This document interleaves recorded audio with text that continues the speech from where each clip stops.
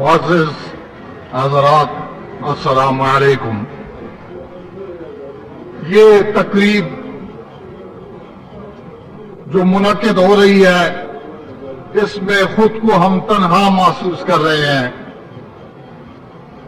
بہرحال جس ہستی کی برسی منائی جا رہی ہے اس کے لیے یہاں حاضر ہونا ہمارے لیے باعث فخر ہے. اور میں اس سلسلے میں ڈاکٹر عبدالجلیل پوپلزئی کو خراج تحسین پیش کرتا ہوں کہ جنہوں نے حقیقت میں علامہ عبدالرحیم پوپلزئی کو روشناس کرایا نئی نسل کے سامنے. 47 سے پہلے علامہ پوپلزئی کو سارے پہچانتے تھے، اس کے ہم عصر بھی ہیں، اب بھی زندہ ہیں، لیکن 47 کے بعد کی نسل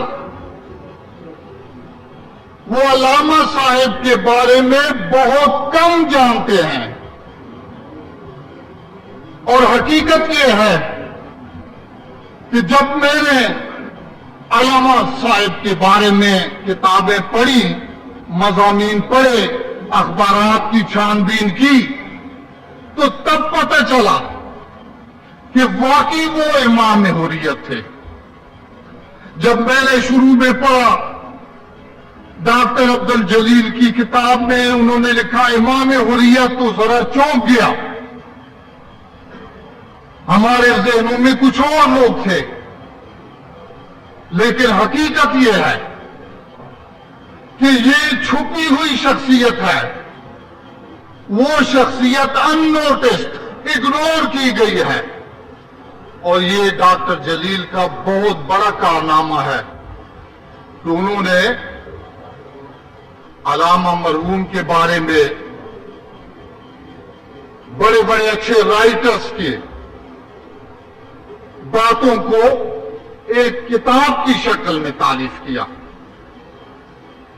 سرحد کی تحریکیں اور علامہ عبدالرحیم پوپلزئی، اس طرح اب تک 8 کتابیں لکھی جا چکی ہیں. اور میں سمجھتا ہوں کہ یہی کام ہے ہمارے بزرگوں کو یاد کرنے کا، صرف تقریریں نہیں. آپ کوئی ٹھوس کام کریں. جنگ آزادی کا یہ سپوت، یہ ہیرو، جب میں نے اس کی زندگی پڑھی تو میں حیران ہو گیا کہ 54 سال کی مختصر عمر تھی اس کی.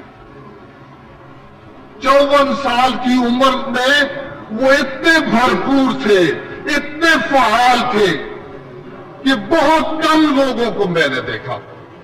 اگرچہ اور بھی ہیں، لیکن علامہ مرحوم کے بارے میں تشہیر نہیں ہوئی،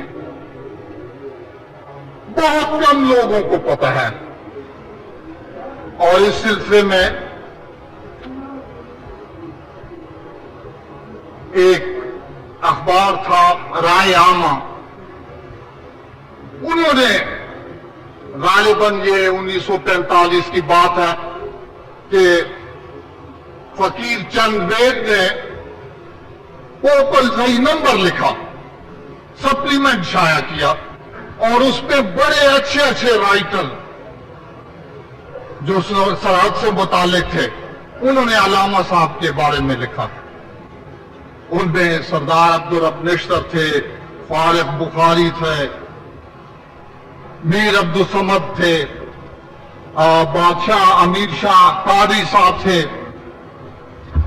اور پروفیسر شفیع صابر تھے, غالباً خاطر غزنوی صاحب بھی تھے. اس طرح بڑے اچھے اچھے مضامین اور ان کی شخصیت کے بارے میں انہوں نے لکھا.